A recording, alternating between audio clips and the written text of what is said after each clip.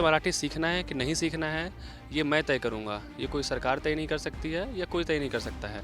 हाँ, मुझे अपना लैंग्वेज आना चाहिए। कोई समस्या नहीं है, आप तमिल सीखिए, हम हिंदी सीखेंगे, म्यूचुअल चलेगा ये। लेकिन आप जब थोपने की बात करते हैं कि आपको मराठी सीखना ही पड़ेगा और पीट देते हैं लोगों को, इस तरीके की चीज़ें सही नहीं है। बीजेपी के द्वारा ये नहीं है, ये मतलब राज ठाकरे की पॉलिटिक्स ही है। पॉलिटिक्स उनका इसी पे चलता ही चलता है कि बिहारियों को पीट लिए, इनको क्योंकि डेवलपमेंट और इन सब पे का तो काम करना नहीं है। लोगों को मतलब भड़काया जाता है, वो ऐसे भड़क नहीं जाते, कहते हैं कि आपकी मराठी मातृभाषा है। ठीक है, आपकी मातृभाषा है, लेकिन आप दूसरे की मातृभाषा का भी सम्मान करें। आप इंग्लिश को एक्सेप्ट कर लेकिन हिंदी को नहीं कर रहे हैं। ये कौन सा दोगलापन है, ये कौन सा डुअल बिहेवियर है लैंग्वेज को लेकर। देश में इस तरह की जब घटनाएं होती है देख के बहुत ही बुरा लगता है। पहले भी इस तरह की घटनाएं होते रही हैं, जैसे कि बिहारी लोगों को भगा दिया गया था, कभी भाषा के आधार पर, कभी किसी आधार पर। जो उद्धव ठाकरे की शिवसेना थी, ये जो बिहारी और यूपी जो जाते थे उनको बिहारी और यूपी करके मारते थे। आज जो बिहारी और यूपी के नाम पे जो आप एक छुआछूत देख रहे हैं किसी विश्वविद्यालय और हर जगह, ये इन्हीं की देन है। नमस्ते, मैं शुभम और आपने देखना शुरू कर दिया है नेटिक न्यूज़, जहां पूरे देश में हमारे देश के प्रधानमंत्री और गृह मंत्री अखंड भारत की बात करते हैं। लेकिन हमारे देश के कुछ हिस्से ऐसे हैं जहां लोगों को भाषा के नाम पर मारा जा रहा है, पीटा जा रहा है। अभी हिंदी तमिल विवाद जो है शांत नहीं हुआ था, लेकिन अब महाराष्ट्र में नया भाषा का विवाद सुनने को मिल रहा है। सोशल मीडिया पर तमाम खबरें आ रही हैं, तमाम खबरें आप तक पहुँच भी रही होंगी, जिसमें आपने देखा होगा एक बैंक कर्मचारी को मराठी ना आने के ऊपर मारा पीटा गया, वहीं दूसरे सिक्योरिटी गार्ड को भी मराठी ना आने के ऊपर मारा पीटा गया। अब ऐसी घटनाएं तमाम सामने आ रही हैं। इस समय देश के प्रसिद्ध कॉलेज जवाहरलाल नेहरू में हूँ, जेएनयू में मौजूद हूँ। अब अंदर चल के मैं यहाँ के छात्रों से बातचीत करता हूँ, इनका इस मुद्दे पर क्या कहना है, क्या राय है। जहाँ एक तरफ हमारा देश विकसित देश की तरफ बढ़ रहा है, अखंड भारत बनने की बात कर रहे हैं हम लोग, लेकिन भाषा का विवाद अभी तक खत्म होने का नाम क्यों नहीं ले रहा। क्या नाम है आपका?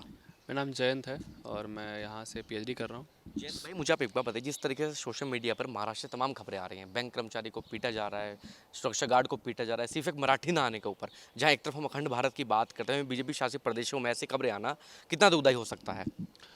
देखिए, ये महत्वपूर्ण बात ये है कि ये जो विचार उत्पन्न हो रहे हैं भारत में, इसमें ये बोला जा रहा है कि लिंग्विस्टिक के आधार पे, लैंग्वेज के आधार पे हमें जो सहना पड़ रहा है। जैसे कुछ बिहार के, यूपी के जो हिंदी भाषी क्षेत्र हैं, वहाँ के लोग जब महाराष्ट्र जा रहे हैं, कर्नाटक जा रहे हैं और साउथ में जा रहे हैं कहीं पे, तो उनके साथ जो ये मारामारी हो रही है, तो कृपया उस मराठी लोगों से पूछना चाहिए क्या अगर वो ना जाएं, अगर वो वहाँ काम ना करें, वो हिंदी ना बोलें वहाँ पर, तो क्या जो आज महाराष्ट्र जो भारत की जिसको बोला जाता है कि सारी इकोनॉमी वहीं पे है, तो वो इकोनॉमी खड़ी हो जाती क्या? उनसे पूछना चाहिए। और जब ये पूछना चाहिए वहाँ अगर भारतीय जनता पार्टी की सरकार है तो उनको इस चीज़ पे ज़्यादा ध्यान देना चाहिए, क्योंकि आज यूपी में भी भारतीय जनता पार्टी की सरकार है, बिहार में भी उनकी सरकार है, राजस्थान, एमपी सब जगह उनकी सरकार है।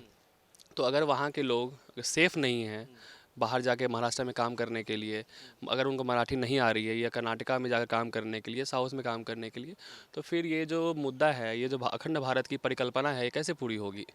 इसके लिए तो काम करना चाहिए। और मराठी ना आना, ये जो लैंग्वेज सीखना है, वो हर एक इंडिविजुअल का अधिकार है। मुझे मराठी सीखना है कि नहीं सीखना है, ये मैं तय करूँगा। ये कोई सरकार तय नहीं कर सकती है या कोई तय नहीं कर सकता है। हाँ, मुझे अपना लैंग्वेज आना चाहिए। अब एक बात और है, अपना लैंग्वेज क्या हो सकता है? जैसे हमारे देश की आधिकारिक भाषा तो कोई नहीं है। हमारे देश की आधिकारिक भाषा कोई नहीं है, लेकिन हिंदी और अंग्रेजी दो भाषाएं ऐसी है जिसको हम ऑफिशियल तौर पे स्वीकार करते हैं, जो ऑफिस के लिए कम्युनिकेटिव साधन है। अगर आप इंग्लिश को फॉरेन लैंग्वेज मानते हैं, तो क्या हिंदी तो कम से कम, इंग्लिश तो हमारे लिए सच में फॉरेन लैंग्वेज है, हिंदी तो यहीं की उपजी भाषा है, हिंदी तो संस्कृत से निकली है, तमिल से निकली है, तो इसी सब चीज़ों से निकली है। तो हम हिंदी को तो अपना सकते हैं, चाहे वो मराठी हो, चाहे साउथ की जितनी जितनी वो है, तो वहाँ पे इस चीज़ पे ये मुद्दा नहीं होना चाहिए कि आपको इंग्लिश, अच्छा अगर आप इंग्लिश को एक्सेप्ट कर रहे हैं, आज साउथ में तो ये बातें हैं, आप इंग्लिश को एक्सेप्ट कर लेकिन हिंदी को नहीं कर रहे हैं, ये कौन सा दोगलापन है, ये कौन सा डुअल बिहेवियर है लैंग्वेज को लेकर, कि आप हिंदी को एक्सेप्ट नहीं करना चाहिए लेकिन इंग्लिश को कर रहे हैं। जबकि लोगों को ये समझना चाहिए, जब कॉलोनियल रूल है उसके कारण आप इंग्लिश सीखे हैं। आज जितनी भारत के अलावा जो भी बड़ी इकोनॉमी है, कहाँ पर ऐसा आप देख रहे हैं कि इंग्लिश वहाँ की सबसे अधिक बोली जाने ये है। तो ये जो पूरी चीज़ें हैं ना, ये बहुत कॉलोनियल माइंडसेट को दिखाता है, और साउथ में ये ज़्यादा है, तो इसके लिए सरकार को काम करना चाहिए। जो आधिकारिक भाषा वो मराठी है। राज ठाकरे ने कहा कि अब देखिए सरकारी जो डिपार्टमेंट है वहाँ पर मराठी बोली जा रही है, नहीं बोली जा रही है। राज ठाकरे जी से पूछना चाहिए, यही राज ठाकरे हैं, यही पुरानी शिवसेना थी, जो उद्धव ठाकरे की शिवसेना थी। ये जो बिहारी और यूपी जो जाते थे उनको बिहारी और यूपी करके मारते थे। आज जो बिहारी और यूपी के नाम पे जो आप एक छुआछूत देख रहे हैं किसी विश्वविद्यालय और हर जगह, ये इन्हीं की देन है।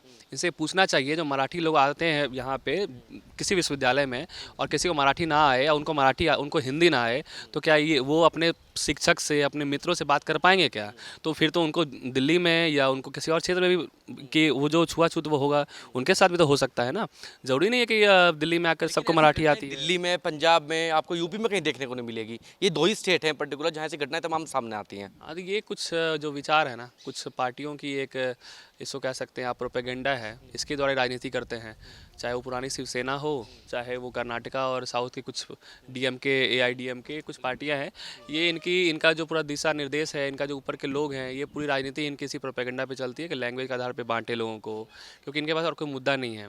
विकास तो कर नहीं रहे हैं ये, तो उस पर इसी पे वो कर पाएंगे। डीएमके, एआईडीएमके जो पुरानी खेती है उसी से खा रहे हैं। क्या नाम है आपका? मैं आशुतोष हूँ और यहाँ से मेरा पॉलिटिकल साइंस में मास्टर्स हुआ है। आशुतोष भाई, मुझे आप एक बात बताइए, अब तो खुद ही युवा हैं, अब आप जेएनयू में पढ़ते हैं, कहाँ से पढ़ने आए हैं आप? मैं मूलतः बिहार से आया हूँ यहाँ पढ़ने। बिहार से आप पढ़ने आए हैं। महाराष्ट्र से तमाम खबरें सामने आती हैं। कर्नाटक में देखा हो, जो बिहारी लोग हैं, वो जब किसी प्रदेश में काम करने जाते हैं, उनको भगाया जा रहा है, मारा जा रहा है, पीटा जा रहा है। महाराष्ट्र में तमाम खबरें सामने आ रही हैं। बैंक के कर्मचारी को पीटा गया, सुरक्षा गार्ड को पीटा गया। ऐसी तमाम खबरें जब देखने को मिलती है, अब तो युवा है, तो दिमाग पर, सोच पर क्या प्रभाव पड़ता है? ये देश में इस तरह की जब घटनाएं होती है देख के बहुत ही बुरा लगता है। पहले भी इस तरह की घटनाएं होते रही हैं, जैसे कि बिहारी लोगों को भगा दिया गया था, कभी भाषा के आधार पर, कभी किसी आधार पर। तो ये क्या है, ये राजनीतिक कारण ये है कि एक कंसोलिडेटेड आइडेंटिटी जो है लोगों की, वो नहीं होने देना चाहते और विभाजित करके रखना चाहते, जिनके आधार पर उनकी राजनीतिक रोटी सिकती रहती है।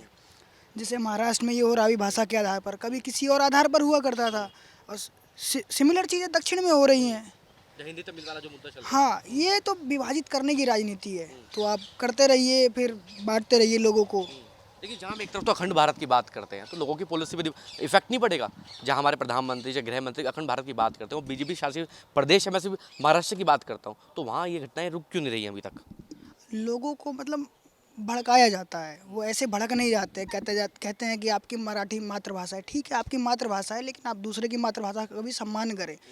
और इस देश को एक संस्कृति में हम जब देखते हैं, तो एक भाषा हमें कहीं ना कहीं देखना पड़ेगा, जो इस पूरे देश को एक, वो जो माला होता है ना, माला की तरह से पिरो के रखते हैं मोतियों को, तो उसकी तरह हमें रखना पड़ेगा कोई ना कोई भाषा। और आप अंग्रेजी तो रख नहीं सकते हैं, एक अपनी संस्कृति का भाषा होना चाहिए। हैं उनको हिंदी से समस्या है, अंग्रेजी समस्या नहीं है उनको। कोई समस्या नहीं है, आप तमिल सीखिए, हम हिंदी सीखेंगे, म्यूचुअल चलेगा ये। लेकिन आप जब थोपने की बात करते हैं कि आपको मराठी सीखना ही पड़ेगा और पीट देते हैं लोगों को, इस तरह की चीज़ें सही नहीं है। ये सबसे बड़ा इसमें लूप होल ये है कि भारत की कोई आधिकारिक भाषा नहीं है अभी तक। अगर आधिकारिक भाषा हो जाती तो शायद लोगों के माइंड पे इफेक्ट पड़ता थोड़ा सा। बिल्कुल पड़ता है, लेकिन इसकी राजनीतिक समस्याएं शुरू से ही रही। संविधान में भी यह प्रावधान किया गया कि हिंदी को राजभाषा बनाया जाए, ऐसा गांधी जी का भी मानना था, लेकिन चीज़ें नहीं हुई। राजनीतिक इतिहास ऐसा रहा हमारा, थोड़ी गड़बड़ी हो गई। साउथ वाले ये सोचेंगे हम उन पे हिंदी थोप रहे हैं। अगर आधिकारिक भाषा में हिंदी हो जाती है और साउथ वाले इंटरेस्टेड नहीं है सीखने में, फिर अरे इंटरेस्टेड क्या, 3 लैंग्वेज, मैं तो कहता हूँ बहुत अच्छी चीज़ है। 3 लैंग्वेजेस फार्मूला लागू हो, हम नॉर्थ के लोग तमिल सीखें, तमिल लोग हिंदी सीखें, और इससे एक आपस में कनेक्ट कर पाएंगे हम धीरे धीरे। घटनाएं रुकेंगी नहीं रुकेंगी? घटनाएं जब तक नहीं रुकेंगी, जब तक इस तरह की शिवसेना जैसी पार्टियां और ये एमएनएस जैसे है जो पार्टियां हैं, ऐसी पार्टियां रहेंगी। हाँ, राज ठाकरे की पार्टी है, अभी इस तरह की घटनाएं ऐसे कैसे रुकेगी? जब तक आपकी मंशा उच्च स्तर की ना हो, आपको केवल एक स्टेट के चक्कर में आप बाकी लोगों को खदेड़ दें, ऐसे भगा दें, तो इस तरह से तो काम नहीं चलेगा। काम करने जाते हैं, अगर वो स्टेट ही खाली कर दें, फिर क्या होगा उस प्रदेश का? क्या होगा? बिल्कुल सही बात है, क्या होगा आपका? वो मजदूर आ रहे हैं आपके पास, काम कर रहे हैं। आपके लोग ही तो काम ही दे रहे हैं उन्होंने, आप काम ही मत दो फिर उनको।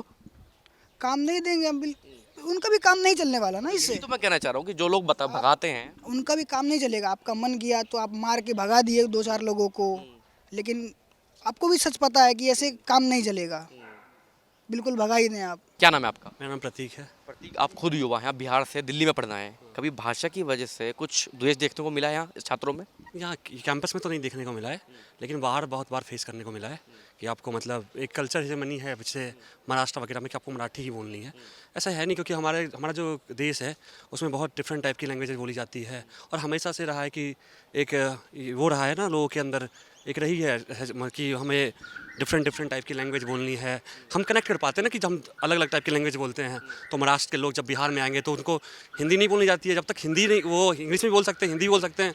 तो आप अगर महाराष्ट्र जाएंगे, अगर एक बैंक कर्मचारी की सीन है, वो तो मतलब सरकारी कर्मचारी है ना, वहाँ पे काम करने के लिए गया है। आप उसको, वो तो ऐसे तो गया नहीं मजदूर के रूप में, आप उस पर जब मनसे जैसी पार्टी उसके ऊपर थोप रही है कि या नहीं आपको हिंदी बोलनी है, ये तो दुखद पूर्ण इतिहास है। लेकिन एक बात बताइए मुझे, बीजेपी शासित प्रदेश है बीजेपी, अगर मैं सिर्फ महाराष्ट्र की बात करूँ तो ऐसी घटनाएं सामने आ क्यों रही है? क्या राज ठाकरे को ढील दे दी गई है कि आप कुछ भी करें प्रदेश में अपने? नहीं, राज ठाकरे का मतलब ऐसा ही है, वो कि कोई भी पार्टी होती है, राज ठाकरे ऐसे ही काम करते हैं। वो मतलब उनको इनका वोट बैंक ऐसे काम करता है कि जो थोड़ी मोड़ी मनसे की राजनीति चलती है वो इसी आधार पे चलती है कि नॉर्थ इंडियन के खिलाफ हेटरेट फैला के। तो वो उनका कोई बीजेपी के द्वारा ये नहीं है, ये मतलब राज ठाकरे की पॉलिटिक्स ही है। पॉलिटिक्स उनका इसी पे चलता ही चलता है कि बिहारियों को पीट लिए, इनको क्योंकि डेवलपमेंट और इन सब पे तो काम करना नहीं है, सत्ता में पार्टी कभी आएगी नहीं, तो उनका यही राजनीति चलता है कि चर्चाओं में बने रहने का कारण है। बस चर्चाओं में बने रहे मनसे जैसी पार्टी। अच्छा मुझे आप एक बात बताइए, यूपी से आपने कभी सुना है कि यूपी के लोगों ने किसी इधर महाराष्ट्र के लोगों को पीट दिया और तमिल के लोगों को? दिल्ली में तमाम लोग रहते हैं, कभी ऐसी घटनाएं सामने नहीं आई? दिल्ली में तो आपको पता ही नॉर्थ इंडियंस बहुत रहते हैं और पूरे नॉर्थ इंडिया के पास रहते हैं, साउथ से भी लोग आते हैं। आपको कभी ये घटनाएं सुनने को नहीं मिलेगी क्योंकि वो पता है लोगों को ना कि आप हिंदी और डिफरेंट डिफरेंट टाइप की लैंग्वेज बोले।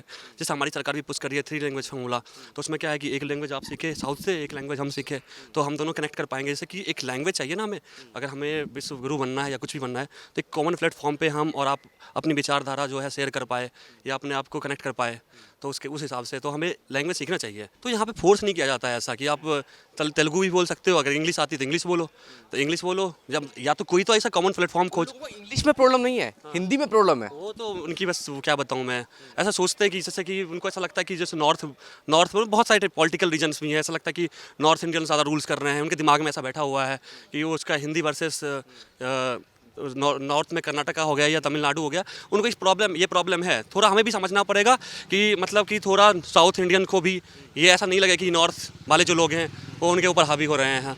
तो उनका थोड़ा पॉलिटिकल भी प्रॉब्लम है कि उनको ऐसा लगता है कि जैसे कि आगे पॉलिटिकल फ्यूचर में नॉर्थ इंडियन जो लोग हैं उनको ज़्यादा रिप्रेजेंटेशन मिल रहा है, तो इस बात से भी थोड़ा सा उनका है, तो इसलिए थोड़ा सा वो साइकोलॉजिकल प्रॉब्लम है, ऐसा कोई प्रॉब्लम नहीं है। आप देख रहे हैं नेट्रिक न्यूज, साहस सच कहने का।